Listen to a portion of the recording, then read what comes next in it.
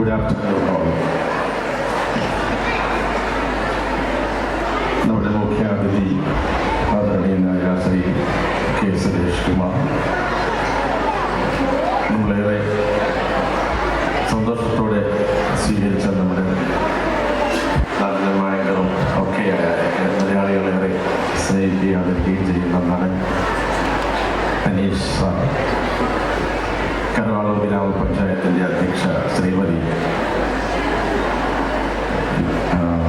Lathika madam, school manager Anilkumar sir, സ്കൂളിൻ്റെ PTA അധ്യക്ഷൻ Shri PM Philip, school director board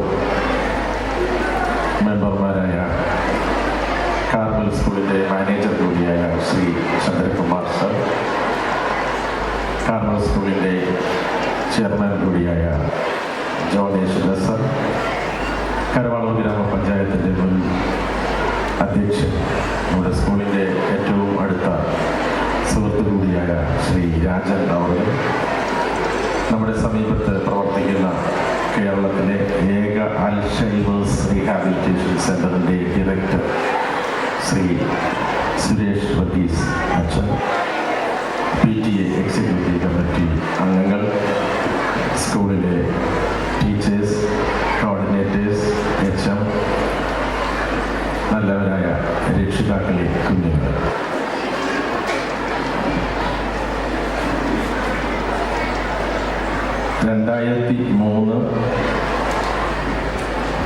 May മാസം 23-ാം തീയതി 147 കുട്ടികളും 7 ടീച്ചേഴ്സും 4 നോൺ ടീച്ചേഴ്സുമായിട്ടാണ് ഓക്സ്ഫോർഡ് സ്കൂൾ കരവാളൂരിൽ പ്രവർത്തനം ആരംഭിച്ചത്. 22 വർഷം പൂർത്തിയായ 2024-25 അക്കാദമിക വർഷം 2024 ജൂണിൽ ആരംഭിക്കുമ്പോൾ 1420 കുട്ടികളും 62 ടീച്ചേഴ്സും 46 നോൺ ടീച്ചേഴ്സുമാണ്. 2024 അക്കാദമിക വർഷത്തിലെ ഒരു ചെറിയ പ്രവർത്തന റിപ്പോർട്ട് കുട്ടികളുടെ മേൽനോട്ടത്തിൽ തയ്യാറാക്കി അതിൻ്റെ ഡിജിറ്റൽ പ്രസൻറ്റേഷൻ അല്പസമയത്തിനകം ഇവിടെ ഉണ്ടാവും. 2024-25 വർഷം 22 വർഷം പൂർത്തിയാക്കിയ ഈ സ്ഥാപനത്തെ സംബന്ധിച്ച് ഏറെ ശ്രദ്ധേയമാണ്. അതിലേറ്റവും പ്രധാനം ചണ്ഡീഗഡ് യൂണിവേഴ്സിറ്റി കേരളത്തിലെ മികച്ച സ്കൂളുകളെ കണ്ടെത്താൻ സർവേ നടത്തിയപ്പോൾ അതിൽ പല സ്കൂളുകളിൽ നിന്ന് ഒരു സ്കൂൾ സ്ഥാനം പിടിച്ചത് കരവാളൂരിലെ ഓക്സ്ഫോർഡ് സ്കൂളാണ്. കഴിഞ്ഞ 2 മാസങ്ങൾക്ക് മുമ്പ് എറണാകുളത്ത് ചണ്ഡീഗഡ് യൂണിവേഴ്സിറ്റിയുടെ ഭാരവാഹികൾ വന്ന് സംഘടിപ്പിച്ച ചടങ്ങിൽ വെച്ച് യൂണിവേഴ്സിറ്റിയുടെ ഫൗണ്ടറും പ്രോ ചാൻസലറുമായ RS ബാബു ഓക്സ്ഫോർഡ് സ്കൂളിൻ്റെ ഈ ബെസ്റ്റ് സ്കൂൾ പുരസ്കാരം മാനേജർ ശ്രീ അനിൽകുമാർ സാറിന് കൈമാറി. ആ ചടങ്ങിൽ വെച്ച് തന്നെ ഒരു മികച്ച അധ്യാപികയെയും കേരളത്തിൽ നിന്ന് തിരഞ്ഞെടുത്തപ്പോൾ ധാരാളം നോമിനേഷനുകളിൽ നിന്ന് ഒന്ന് ഓക്സ്ഫോർഡ് സ്കൂളിലെ ബിന്ദു മാഡത്തിന് ലഭിക്കുകയുണ്ടായി. നമ്മുടെ വൈസ് പ്രിൻസിപ്പളായ ബിന്ദു മാഡത്തിന് ആ കാറ്റഗറിയിൽ ഉൾപ്പെടുത്തി ഏറ്റവും മികച്ച അധ്യാപികയ്ക്കുള്ള അവാർഡും ലഭിച്ചു. ഈ കഴിഞ്ഞ വർഷത്തെ ബോർഡ് എക്സാമിനേഷൻ റിസൾട്ട് 12 വർഷത്തിൽ നിന്ന് അല്പം വ്യത്യസ്തമായിരുന്നു. 14 +2 ബാച്ചുകളാണ് ഇവിടെ നിന്നും പുറത്തിറങ്ങിയത്. 16 10ാം ക്ലാസ് ബാച്ചുകളാണ് ഇവിടെ നിന്നും പുറത്തിറങ്ങിയത്.